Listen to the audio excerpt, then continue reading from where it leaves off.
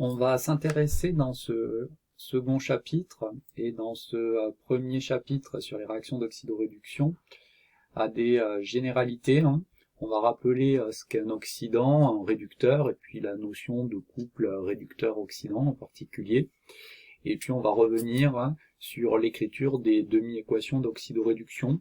Donc la seule nouveauté par rapport au lycée, c'est qu'on va introduire la notion de nombre d'oxydation qui va caractériser l'état d'oxydation associé à un élément chimique qui nous permettra de présenter également une méthode qui permet d'écrire les demi-équations électroniques.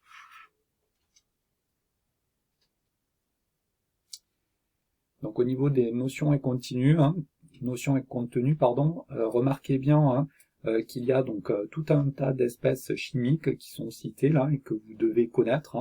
Vous allez voir, elles vont apparaître de manière explicite au niveau du cours. Et donc on fera bien attention à retenir le nom de ces espèces chimiques.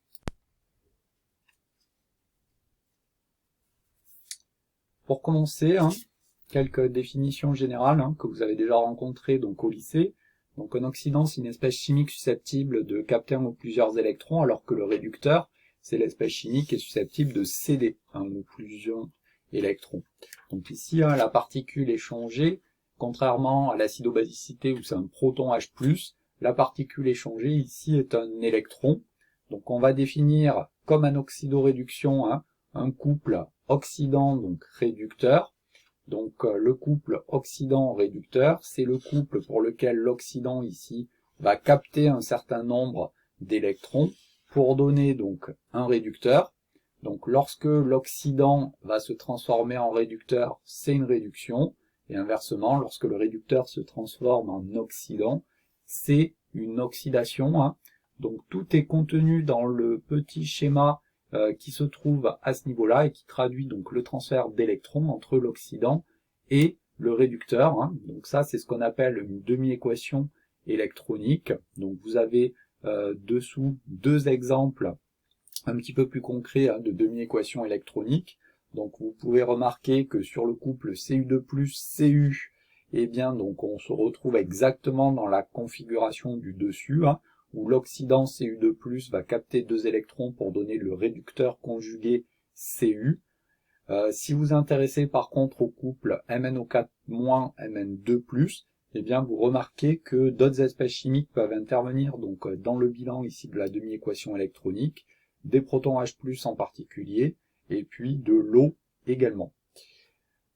À ce propos, c'est vraiment important ici de bien préciser donc l'état physique des différentes espèces chimiques qui sont mises en jeu, puisque nous allons introduire donc une nouvelle grandeur, pas dans ce chapitre mais dans un chapitre ultérieur qui s'appelle le potentiel de Nernst, et ce potentiel de Nernst dépendra directement de l'activité des espèces chimiques qui sont mises en jeu.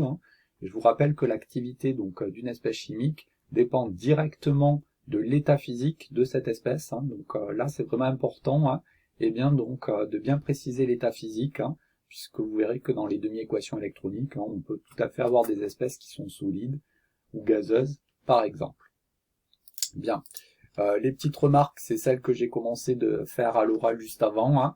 L'oxydation, donc c'est une perte d'électrons, alors que la réduction, c'est un gain d'électrons.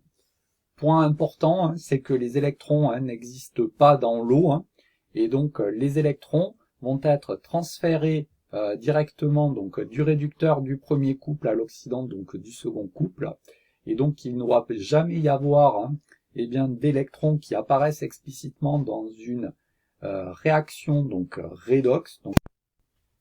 Et donc surtout, c'est bien important ici d'avoir, lorsqu'on écrit une équation d'oxydoréduction, une équation dans laquelle il n'y a aucun électron qui apparaît explicitement sur le bilan, alors que si on s'intéresse à une demi-équation électronique, les demi-équations électroniques relatives au couple Cu2+Cu par exemple, ou au couple Fe3+, Fe2+, là par contre, il y a les électrons qui apparaissent explicitement. Donc là, attention de ne pas confondre demi-équation électronique, dans laquelle on voit le transfert d'électrons entre l'oxydant et le réducteur conjugué, et puis l'équation redox entre deux couples différents, dans lequel ces électrons n'apparaissent pas formellement.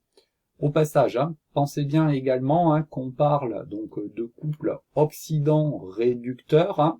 Donc l'oxydant, c'est l'espèce chimique qui va capter donc les électrons. Le réducteur, eh bien donc c'est l'espèce chimique qui va céder les électrons. Donc souvent on parle également de couple redox pour aller plus vite, mais gardez à l'esprit qu'on commence toujours par bien donc indiquer donc l'oxydant du couple. Et même si on parle de couple redox, donc c'est un couple oxydant-réducteur. Au niveau donc des espèces chimiques qui étaient listées, donc je vous ai fait un petit tableau ici où intervient donc le nom de l'espèce chimique. Je vous ai indiqué également donc la formule brute et pour mémoire, bien la représentation de Lewis associé. Donc vous avez ici l'ion thiosulfate S2O3 2-, l'ion permanganate MnO4-, l'ion dichromate CR2O7 2-, l'ion hypochlorite ClO-, et le peroxyde d'hydrogène, ou l'eau oxygénée, H2O2. Donc ça, c'est des espèces qui reviennent très fréquemment dans les exercices et problèmes. En général, on vous rappelle la formule brute associée, mais il vaut mieux quand même l'avoir en tête au cas où. Donc souvent dans les petits exercices décrits, il y a tout un tas de questions sur les configurations électroniques, sur les représentations de Lewis associées à ces espèces, avant de passer explicitement à la partie oxydoréduction. C'est la raison pour laquelle je vous les ai fait apparaître, ces représentations de Lewis, dans le petit tableau qui est ici. Bien. La petite partie nouvelle cette année, c'est la notion donc de nombre d'oxydation. Donc le nombre d'oxydation, il va être associé à un élément chimique dans un composé donné. C'est un nombre qui va être algébrique et noté en chiffres romains.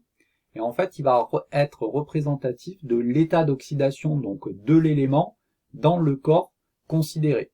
Et donc ce nombre d'oxydation, il est construit de la manière suivante. Plus le nombre d'oxydation sera élevé, et plus l'élément sera dans un état oxydé. Et donc si on s'intéresse à un couple redox, un couple oxydant-réducteur, eh bien c'est donc l'oxydant qui correspond à l'atome qui a le nombre d'oxydation le plus élevé.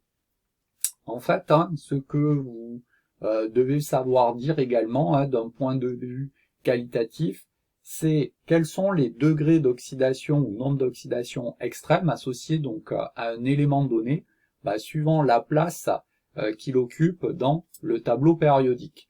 L'idée étant la suivante, on regarde dans quelle colonne du tableau périodique il se trouve, et ensuite les valeurs extrêmes du nombre d'oxydation vont être données par le nombre d'électrons qu'il doit formellement gagner ou perdre pour rejoindre le gaz rare le plus proche dans le tableau périodique. Et donc si vous prenez l'azote par exemple, eh bien il aura un nombre d'oxydation de -3 dans NH3, alors qu'il aura donc un nombre d'oxydation donc de +5 dans HNO3, suivant justement le degré d'oxydation qui va chercher donc à atteindre, soit en gagnant donc 3 électrons, soit en perdant eh bien formellement 5 électrons.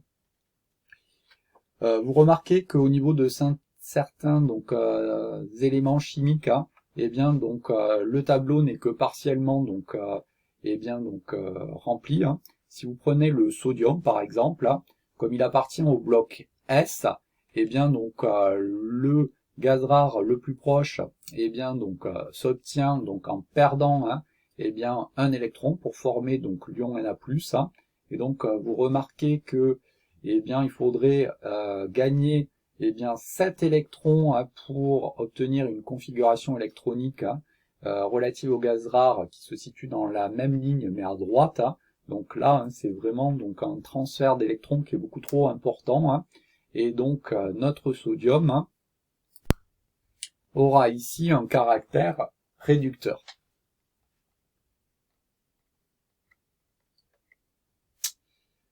Vous devez savoir déterminer le nombre d'oxydation associé donc à un élément chimique. Et donc là, je parle bien d'éléments chimiques. Et donc pour cela, il y a un certain nombre de règles qui sont à connaître. Et ça va dépendre du type d'espèce chimique auquel on s'intéresse. Donc si on s'intéresse pour commencer à des corps purs simples, Donc les corps purs simples, là, ce sont des espèces chimiques qui sont stables et formées à partir uniquement d'un seul élément chimique. Donc si vous prenez l'élément hydrogène, eh bien donc le corps pur simple correspondant, c'est l'espèce chimique stable formée à partir donc d'hydrogène, c'est le dihydrogène, H2. Si vous prenez donc l'élément chlore par exemple, eh bien le corps pur simple formé uniquement à partir de chlore qui est stable, c'est le gaz Cl2. Si vous prenez du cuivre, le cuivre il est stable sous forme métallique, c'est le cuivre métallique, on en reparlera dans un chapitre ultérieur en cristallographie, et donc le corps pur simple correspondant, c'est du cuivre. Et donc la particularité, c'est que quand on a des corps purs simples, si on s'intéresse au nombre d'oxydation de l'élément dans ce corps pur simple, eh bien il sera pris égal à 0.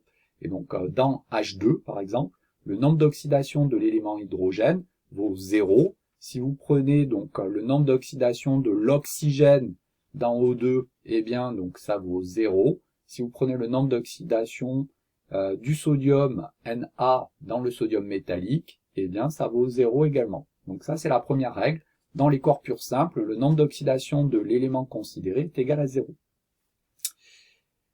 Quand on a des composés moléculaires, eh bien donc on va s'intéresser à la somme des nombres d'oxydation des éléments des atomes de la molécule, et donc cette somme doit être nulle. Avec donc une convention, c'est que pour l'oxygène, le nombre d'oxydation vaudra moins 2, et le nombre d'oxydation de l'hydrogène vaudra plus 1. Donc vous avez quelques petits exemples dessous pour illustrer. Donc si on s'intéresse au chlorure d'hydrogène HCl, on va avoir le nombre d'oxydation de l'hydrogène plus le nombre d'oxydation du chlore qui doit être égal à 0. Comme le nombre d'oxydation de l'hydrogène vaut plus 1, le nombre d'oxydation du chlore vaudra moins 1. Si vous prenez donc SO2, eh bien on aura le nombre d'oxydation du soufre plus 2 fois le nombre d'oxydation de l'oxygène qui sera égal à 0, ce qui nous donne un nombre d'oxydation du soufre égal à plus 4. Si on fait la même chose dans H2SO4, on se rend compte que le nombre d'oxydation du soufre vaudra plus 6. Et donc remarquez bien que d'une espèce chimique à l'autre, d'une molécule à l'autre, ou d'une molécule à un ion, eh bien le nombre d'oxydation d'un élément peut varier. Il vaut par exemple pour le soufre plus 4 dans la molécule de SO2, mais il vaut plus 6 dans la molécule H2SO4. Et donc le nombre d'oxydation associé à un élément chimique n'est pas unique, tout dépend en fait du type d'espèce chimique auquel on a affaire. Mais ça on pouvait s'en douter dès le départ, puisque vous remarquez que le nombre d'oxydation de l'oxygène par exemple est pris égal à moins 2 dans un composé moléculaire, mais il vaut 0 ce nombre d'oxydation dans le corps pur simple qu'est le dioxygène. Et donc lorsqu'on s'intéressera, on va le voir un peu plus loin à des réactions d'oxydoréduction, eh bien on va s'intéresser justement à cette variation du nombre d'oxydation au sein des atomes ou des molécules. Bien, pour finir sur ces composés moléculaires, donc la convention nous dit que le nombre d'oxydation de l'oxygène vaut moins 2 et celui de l'hydrogène vaut plus 1. Il y a quelques exceptions malgré tout qu'il faut connaître. L'élément oxygène il va être également présent dans certains composés qu'on appelle les peroxydes. Donc ça, c'est des composés que l'on rencontre la plupart du temps donc en chimie organique. Ce sont des composés dans lesquels on a des liaisons oxygène-oxygène. Dans de tels composés, le nombre d'oxydation de l'oxygène vaudra moins 1. Donc là, la particularité, c'est que nous, on travaille pas en chimie organique dans notre classe, donc c'est peu probable que vous rencontriez des peroxydes, sauf le peroxyde d'hydrogène, H2O2, qui était listé dans le tableau de départ. Et donc dans ce composé-là, gardez bien à l'esprit que le nombre d'oxydation ici de l'oxygène, vaudra moins 1.